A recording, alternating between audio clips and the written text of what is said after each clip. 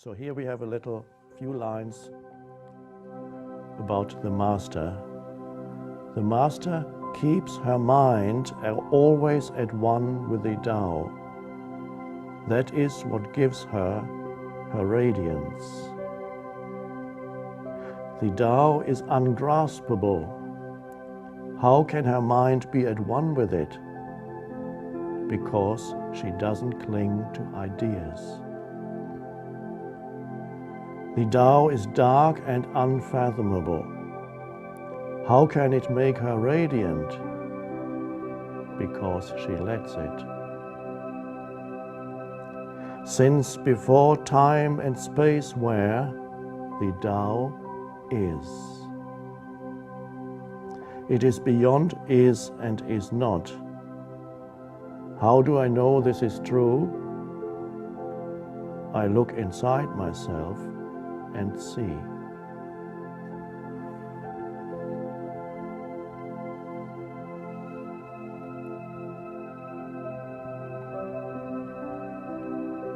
Let's look at it again and see. The master keeps her mind always at one with the Tao. That is what gives her her radiance. Keeps her mind at one with the Tao. In the next line it says, if it's ungraspable, how can her mind be at one with it? And it says, because she doesn't cling to ideas. Interesting. She doesn't cling to ideas. That reminds me of a famous Zen saying.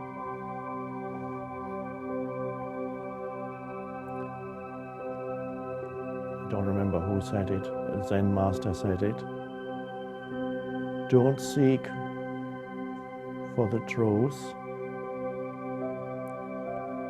Just cease or stop cherishing opinions. That is, I believe, points to the same inner state of disidentification from thinking. She doesn't cling to ideas. Cling to, it doesn't mean she doesn't have ideas, the master. But the master does not cling to ideas. And the Zen master, when he said, don't look for the truth, just stop cherishing opinions. He didn't say, stop having opinions, just as Lao Tse does not say, don't have ideas. He says, don't cling to ideas. And the other master says, stop cherishing opinions. So this clinging, which is the same as cherishing, is self-identification with thoughts that arise. In other words, you then believe completely in every thought that comes into your head. Amazing. You believe in it, that means you are it. That is self-identification with thinking. So,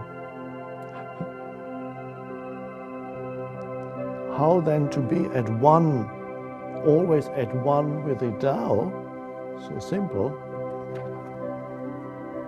On the one hand, you could call it stop cherishing opinions. Now, any thought that arises ultimately is an opinion, you could say.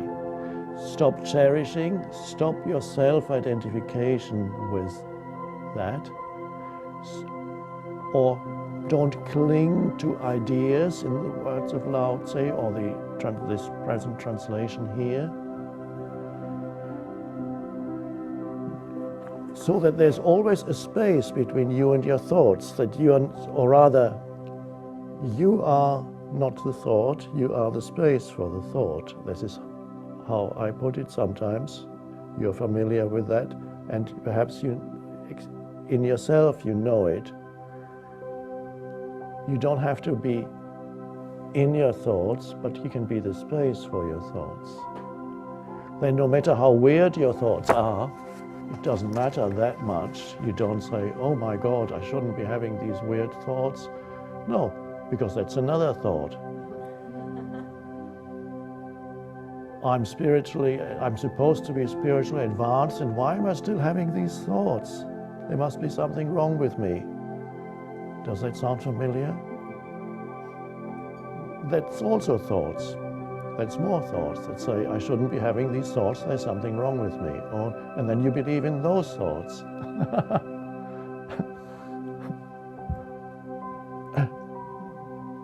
Thoughts that judge other thoughts. That may sound familiar to some of you. And there's nothing personal in it, it's the human mind. So you don't need to eliminate thoughts or to say, I should only have pure thoughts because I'm a spiritual person. Because by now I should have transcended all impure thoughts. Well, then you're in a dilemma, because in this world of polarities, if you only want to have pure thoughts, you're creating the other polarity in the unseen. And sooner or later, the other polarity will come up from behind, creep up. And this has been done sometimes by Christians who try to practice the teachings of Christ without entering the state of consciousness out of which that comes. So they try to be pure and spiritual and good Christians and denied the other polarity, repressed it, and then suddenly they get overpowered by something deeply destructive and negative. So you have these occasions, you have a nice, wonderful person who always talks in spiritual, just so and spiritual. And before you know it, he's screaming at his wife, or even hitting his wife. Where did that come from? And he can't even admit to himself that this is what's happening. And so if you push away certain thoughts because they do not fit into the mental image of who you are as this or that, then they get to assume a life of their own.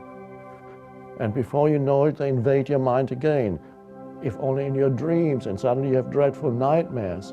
But during the day, you're such a spiritual person, and at night, you suddenly have dreadful nightmares. Monsters come, or you become a monster.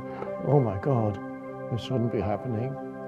And that's because you're pushing something away. The true spiritual does not lie in one thought or another thought. It lies in being there as the space for your thoughts. Then it doesn't matter anymore, really. Whatever thought arises is no more than that. It's a form that arises at this moment. You don't resist it. You don't need to resist it. But you are the space for it. You don't become it.